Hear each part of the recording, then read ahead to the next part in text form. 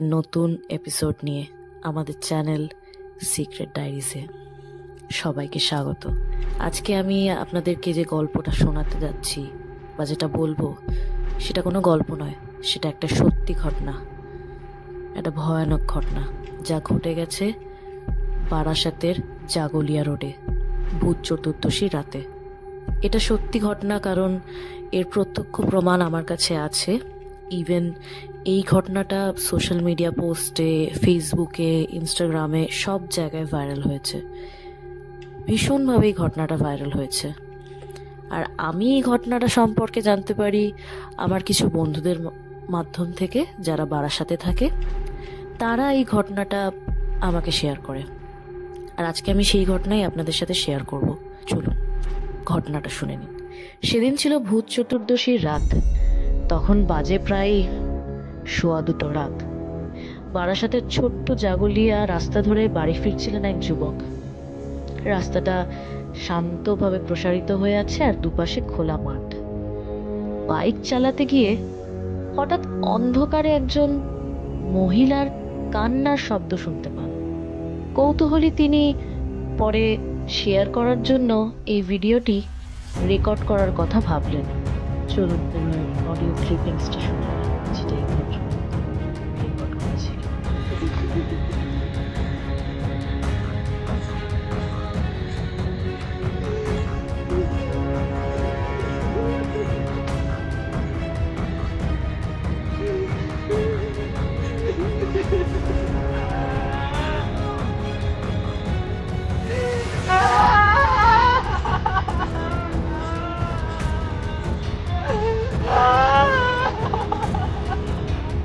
কিন্তু ঠিক এরপরেই তিনি যখন বাইক থেকে নামলেন, তখন বাইকের আলো নিভে গেল।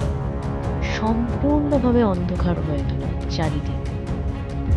তারপর কোথা থেকে একজন মহিলা উপস্থিত হয় তার সামনে, আর সেই মহিলা ক্রমশ তার দিকে এগিয়ে আসতে থাকে। ভদ্রলোক কিছু বোঝার আগেই মহিলা তার নখ দিয়ে তাকে নৃশংসভাবে আক্রমণ করে। ভদ্রলোক এখন বারাসাতের সেন্ট্রাল গভর্নমেন্ট হাসপাতালে এখনো ভর্তি আছে। তার দেহে এমনভাবে আঘাত সৃষ্টি হয়েছে যেগুলো দেখলে যে কেউ ভয় পাবে, ভীষণ নৃশংসভাবে। দাঁড়ান, আপনাদেরকে সেই ফুটেজটাও আমি দেখাচ্ছি, ছবিগুলোও আছে আমার কাছে। ওনার গোটা শরীরে আঁচড়ের দাগ, মাংস খাবলানোর দাগ, নৃশংসভাবে ওনার উপরে অ্যাটাক হয়েছে। এই ঘটনা ঘটে যাওয়ার পরে কিছু মানুষ আছে যারা মনে করে যে এটা কোনো বড় ব্যাপারই না, এটা নিছক একটা ঘটনা শুধু। আর যিনি যাচ্ছিলেন, এই যুবক, সে হয়তো, ভদ্রলোক হয়তো ড্রাঙ্ক করে গাড়ি চালাচ্ছিলেন, তিনি হয়তো ড্রিঙ্ক করেছিলেন, আর তাতেই হয়তো তার বড়সড় একটা গুরুতর অ্যাক্সিডেন্ট হয়েছে। সে কারণেই তার দেহে এত চোট, এত ক্ষতর সৃষ্টি হয়েছে। আবার কেউ কেউ মনে করছেন, অন্য প্রান্তের মানুষজন মনে করছেন যে ওই রাস্তার দিকে দুধারে তো মাঠ, খোলা মাঠ, বিস্তর রাস্তা চলে যাচ্ছে, সেখানে আবার সেই দিকের কথা ভেবে আবার কিছু কিছু মানুষজন মনে করছেন যে ওখানে কোনো ইল্লিগাল বিজনেস চলছে বা কোনো ক্রিমিনাল অ্যাক্টিভিটিস চলছে ওখানে, বড় মাপের কোনো। আর যারা এই ক্রিমিনাল অ্যাক্টিভিটিসের সাথে জড়িত আছে তাদের হয়তো মনে এই ভয়টা ছিলই যে এই ভদ্রলোক সেখান দিয়ে রাস্তা দিয়ে যাচ্ছিলেন, উনি যদি দেখে ফেলতেন তাহলে হয়তো এনাদের সমস্যা বেড়ে যেত। কিছু নিশ্চয়ই চলছে ওখানে, সে কারণেই এই ভদ্রলোকের ওপরে এরকম বড়সড় একটা অ্যাটাক হয়ে গেল। কারণ আপনাদেরকে যে ফুটেজটা আমি দেখালাম, এই ফুটেজগুলো আপনারা যখন দেখলেন, আপনারা নিশ্চয়ই খেয়াল করেছেন যে ওনার শরীরে যেখানে যেখানে মাংস খাবলানো হয়েছে, সেটা কোনোভাবেই দেখে মনে হচ্ছে না যে কোনো নখে, মানে কোনো মানুষের নখ সেটা করতে পারে। এটাই যে মানুষরা বলছে, যে মানুষজন বলছে যে তারা বিশ্বাস করে মনে প্রাণে যে ওখানে কোনো ইল্লিগাল বিজনেস বা কিছু চলছে, এটা তাদেরই বক্তব্য যে আমরা এটা মানি না, যে নখ দিয়ে এরকম ভাবে কারো শরীর থেকে মাংস খাবলানো যায়, এটা দেখেই মনে হচ্ছে যে কেউ ছুরি কুপিয়েছে, ছুরি দিয়ে কুপিয়ে কুপিয়ে এরকম ভাবে করা হয়েছে।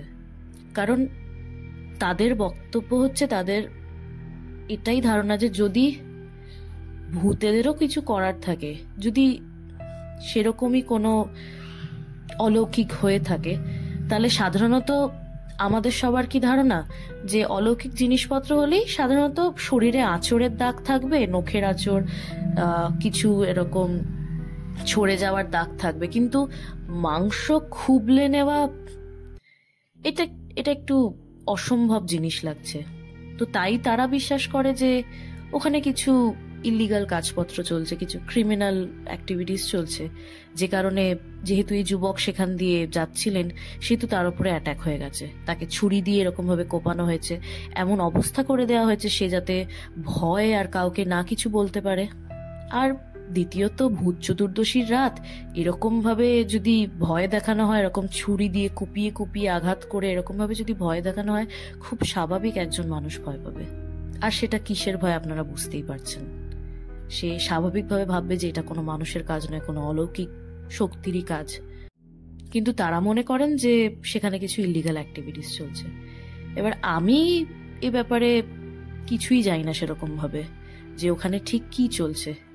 তবে আমার এক বন্ধু আছে, কাকাও ওখানে, কাকা ঠিক নয়, তার একজন আঙ্কেল আছেন, সেই আঙ্কেলও ওখানে কাজ করেন, বারাসাতেই থাকেন। উনিও ওই একই রাস্তা দিয়ে, ওই জাগুলিয়া রোডের ওপর দিয়ে উনিও বেশিরভাগ অনেকবার যাতায়াত করেছেন। ওনার সাথেও এরকম কিছু ঘটনা ঘটেছে, সেটা উনিও এক্সপিরিয়েন্স করেছেন, উনিও সেটা অনুভব করেছেন। আমিও শুনেছি সেই ঘটনা।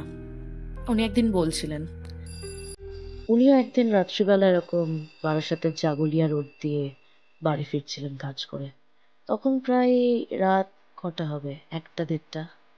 একই রকম অনুভূতি ওনারও হয়েছিল। উনি যখন রাত্রিবেলা বাইক নিয়ে বাড়ি ফিরছিলেন সেই বারাসাত জাগুলিয়া রোড উপর দিয়ে, উনি দেখলেন, ওনার বাইকের লুকিং গ্লাসে উনি দেখতে পান যে পেছন দিক দিয়ে হঠাৎ একটা ছায়ামূর্তি ওনাকে ধাওয়া করেছে।